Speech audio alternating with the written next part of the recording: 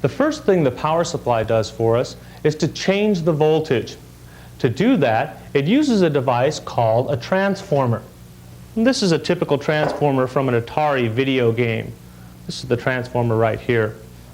The transformer is made out of a laminated iron core with a couple of coils of wire wound around it. This is the schematic symbol for a transformer. As usual, the schematic symbol is supposed to represent the part, and in this case actually looks something like a transformer. The iron core is represented by the vertical lines in the center of the symbol, and the two coils are shown on either side of the core. The coil on the left is called the primary winding. The primary winding is the input side of the transformer. On the right of the core is the secondary winding of the transformer. The secondary is the output side of the transformer. This is true of just about all schematic diagrams. Normally, schematics are drawn with the inputs on the left-hand side and the outputs on the right side. Well, let's connect this transformer to the 120 volts AC and see how it works. The primary winding is connected to the 120 volts AC through a fuse and the plug. When connected to the AC, alternating current flows through the primary coil. This creates a magnetic field that changes polarity at the same frequency of the AC power, 60 cycles per second. This changing magnetic field is picked up by the secondary winding, and current is forced along the two leads of the secondary. If you want to, you can think of the primary winding of the transformer as a kind of transmitting antenna, and the secondary winding as a receiving antenna. Although there's no electrical connection between the two windings of the transformer, there is a magnetic connection that allows current flowing in one coil to create a current in the other. But how does the transformer change the voltage for us? Well, the answer lies in something called the turns ratio of the transformer. The primary winding of the transformer might have, say, 1,000 turns of wire on it. The secondary winding might have only 100 turns. This is a turns ratio of 10 to 1. The turns ratio determines the voltage ratio of the transformer. So if we connect the primary winding of this 10 to 1 transformer to a 120 volt AC source, we'll get 12 volts AC from the secondary winding. This is known as a step-down transformer because the primary voltage of 120 volts AC is stepped down to 12 volts AC at the secondary. There are times when we need a higher voltage than the 120 volts AC from the power receptacle, such as in the Bally and Stern pinball machines where the score displays require 190 volts DC to operate.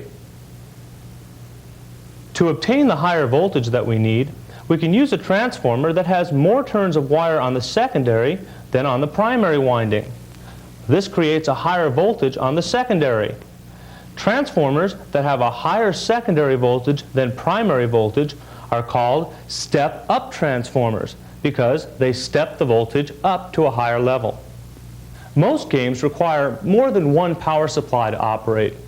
Atari's Asteroids actually has 12 separate power supply voltages.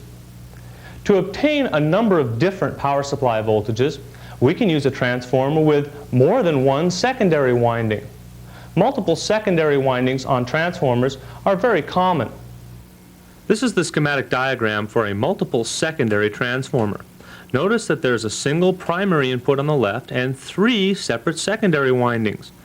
And by putting 120 volts AC in on the left-hand winding, we can get 3 different voltages out of the 3 secondary windings on the right. 10 volts, 20 volts, or 6.3 volts. And here's the transformer itself.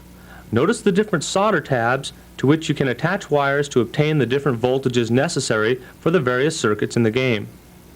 There's another type of transformer that we see all the time in electronic games.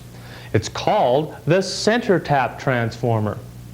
When the transformer manufacturer is making the center tap transformer, he'll start winding the secondary and he'll stop exactly halfway through. He'll pull a loop of wire out and attach a small lead to it and then continue winding the secondary. The voltage between the center tap and one side of the secondary is the same as the voltage between the center tap and the other side of the transformer secondary. Here's the schematic symbol for the center tap transformer. As before, we used 120 volts AC input on the primary. But on the secondary, we have a center tap and two outside terminals. The center tap will usually be grounded, and as such is usually labeled 0 volts on the schematic.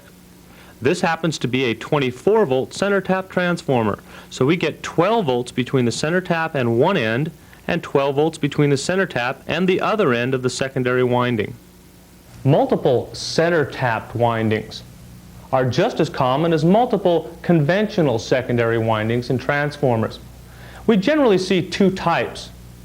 One type has two completely separate secondaries. Other types have a single center tap with multiple taps to provide the different voltages necessary to power the game. It's really important to note that a transformer is strictly an AC device. The transformer uses AC as an input on the primary and gives you AC as an output on the secondary. The transformer has nothing at all to do with direct current.